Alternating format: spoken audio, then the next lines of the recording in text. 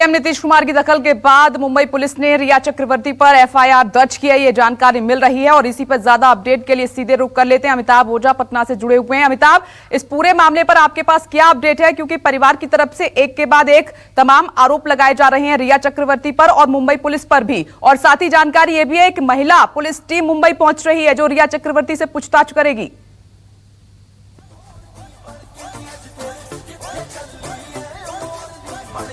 और टीम पटना मुंबई रवाना होने वाली है, जिसमें कि एक महिला पुलिस ऑफिसर रहेंगे जो कि रिया चक्रवर्ती से पूछताछ की जानी है। और इस मामले में इसको लेकर एक टीम पटना में से आज रवाना होगी जो वहां पर जो पहले से जो टीम है उसे असिस्ट करेगी।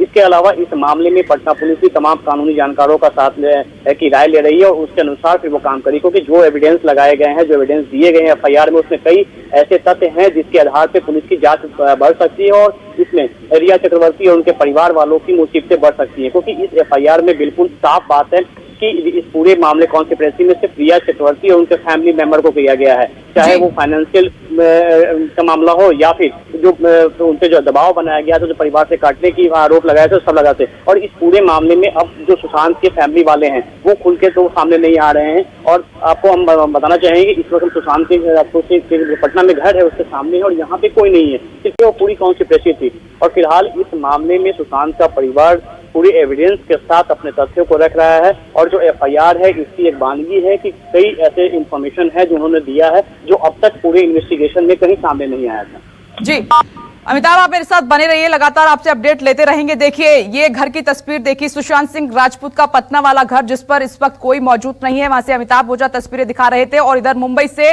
दीपक लगातार अपडेट दे रहे हैं, जानकारी दे रहे हैं कि रिया चक्रवर्ती अपने घर पर नहीं है।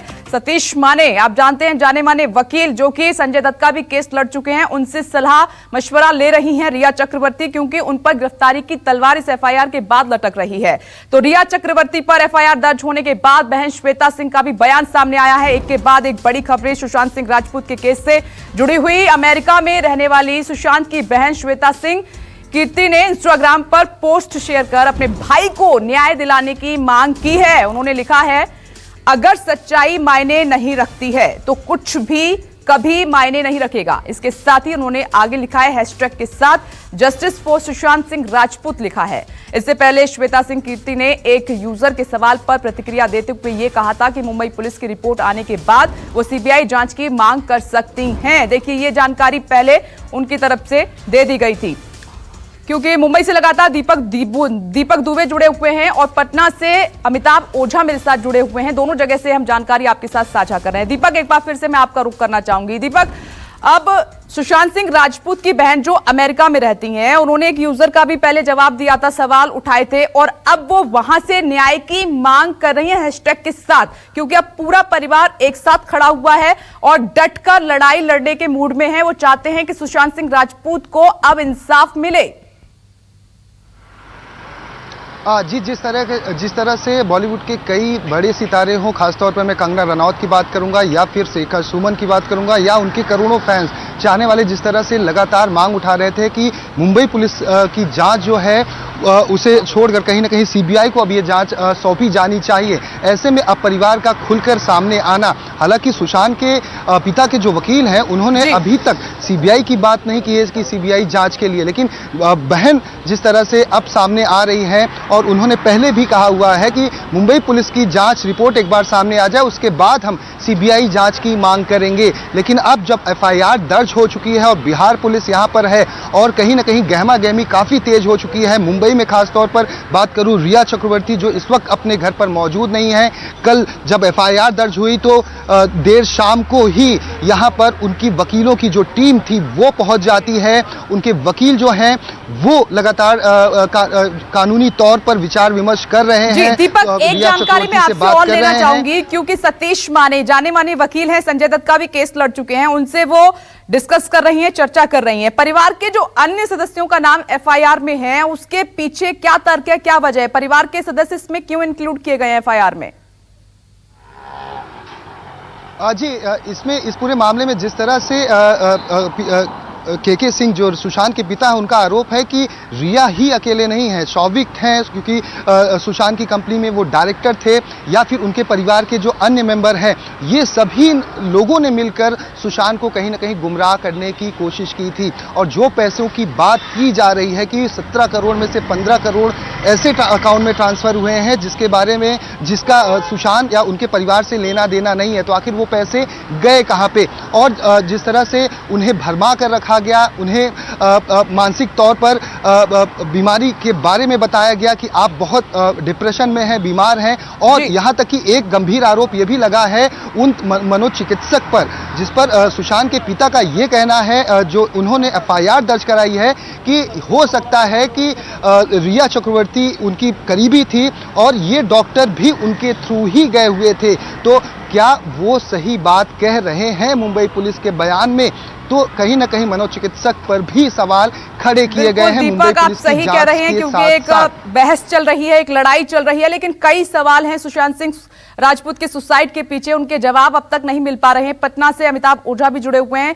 अमिताभ, मैं आपके पास लौटूंगी। एक सवाल है जिसका जवाब जानना बेहद महत्वपूर्ण हो जाता है, लेकिन इस बीच एक खबर आ रही है कि सुशांत की मौत मामले में पटना के एसपी सिटी विनय तिवारी ने न्यूज 24 से बात की है। उन्होंने कहा है कि एफआईआर में कुछ तथ्य सामने आए हैं और उन तथ्यों की जांच लगातार की जा रही है। पटना के एसपी सिटी का ये बयान, एफआईआर में कुछ तथ्य सामने आए हैं, उन्हीं तथ्यों की जांच की जा रही है। बिहार पुलिस मामले की जांच कर रही है। एक टीम मुंबई में मौजूद है, दूसरी टीम भी रवाना हो रही है।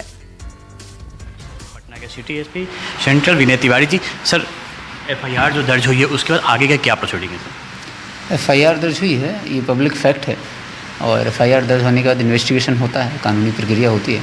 उसी डायरेक्शन में एफआईआर दर्ज होने के बाद बेसिक इन्वेस्टिगेशन आगे बढ़ रहा है। क्या उसमें आरोप लगाया सर अब इस मामले में, जो कि मुंबई पुलिस कुछ और जाती, लेकिन इससे पूरे मामले में नया मोड़ आ गया है?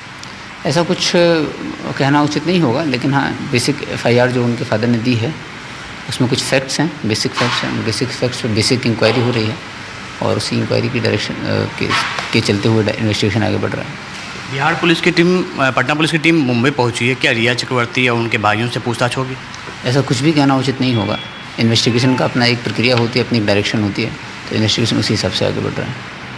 सर आखिर उनके फादर ने पटना में एफआईआर दर्ज क्यों करवाया और 1.5 महीने के बाद वो दर्ज कराया है? और जो आरोप जो उन्होंने लगाया जो एफआईआर में आपने आवेदन में दिया है, कई आरोप हैं, तो उसमें आगे क्या होगा? जो भी उन्होंने आरोप लगाए हैं, जो भी फैक्ट उन्होंने प्रेजेंट किए, उनकी एक बेसिक इंक्वायरी के लिए हम लोग अभी आगे बढ़ रहे हैं।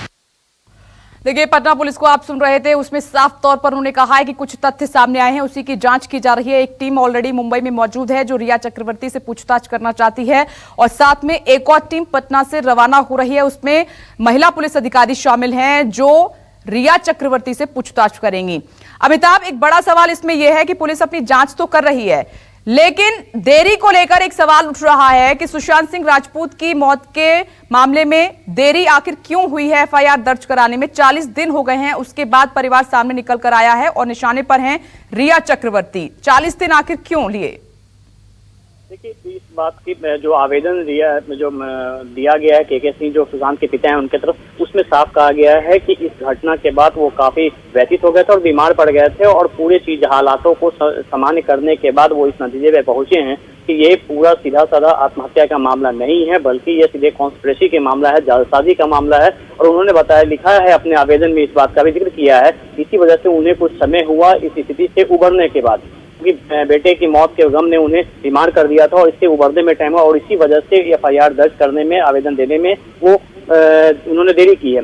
और इसमें यह भी कहा है, इसमें अपने आवेदन में ही मुंबई पुलिस पे आरोप भी लगाया था कि मुंबई पुलिस जो जांच कर रही है वो सीधे पूरे मामले को दूसरे तरफ मोड़ रही है, भटका रही है, इसलिए मुंबई पुलिस की जांच उन्हें भरोसा नहीं है, इसलिए उन्होंने पटना में एफआईआर किया है। राजीव नगर में एफआईआर इसलिए हुआ है क्योंकि वो राजीव नगर एरिया में रहते हैं, और उसके बाद यहाँ की टीम रवाना हुई है, क्योंकि जो आवेदन है वो काफी गंभीर आरोप थे और कॉन्सिडरेबल आरोप थे। इस वजह से वो पटना पुलिस ने भी एक्शन लिया, और इस मामले में एक बार जैसा कि सुशांत के राजपूत के जो वकील हैं उन्होंने भी ये बात कहा है कि इसमें सीएम लेवल से, उन्होंने नीतीश कुमार सीएम लेवल से इसमें अप्रोच हुआ, तो निश्चित निश्चित तौर पे काफी हाई प्रोफाइल मामला था, तो ऊपर से भी दबाव हुआ और उसके बाद एफआईआर दर्ज की और तुरंत ही एक टीम बनाकर उसे मुंबई रवाना कर दिया गया है। जबकि पटना में सिटी एसपी जो इस पूरी टीम को लीड कर रहे हैं, मॉनिटरिंग कर रहे हैं, वो यहाँ बैठे हुए हैं। तो लगातार इस बात की छानबीन हो रही है, जो भी इनपुट आ रहा है लगातार शेयर हो रहा है। और इस पूरे मामले में महाराष्ट्र में अभी तैनात एक बिहार कैडर के आईपीएस अधिकारी है, उनकी भी मदद ली जा रही है। हालांकि वो महाराष्ट्र में डिपोटेशन पे गए हुए हैं, लेकिन मदद ली जा रही है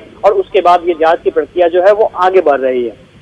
ठीक है अमिताभ, आप मेरे साथ बने रहिए। दीपक, आप भी मेरे साथ बने रहिए। मैं लौटूंगी, और भी सवाल हैं जिनके जवाब जानना बेहद जरूरी हो जाता है। तो देखिए, एक तरफ अब जो सुशांत सिंह राजपूत का परिवार है, उन्होंने रिया चक्रवर्ती को निशाने पर लिया है। उन पर आरोप ये लगाया है कि उन्होंने धोखा दिया और पैसों को हड़पा है, और बॉलीवुड में एक अलग ही बहस चल रही है। छोटा सा ब्रेक ले रहे हैं, इसी खबर के साथ जल्द लौट रहे हैं। देखते रहिए न्यूज़ 24।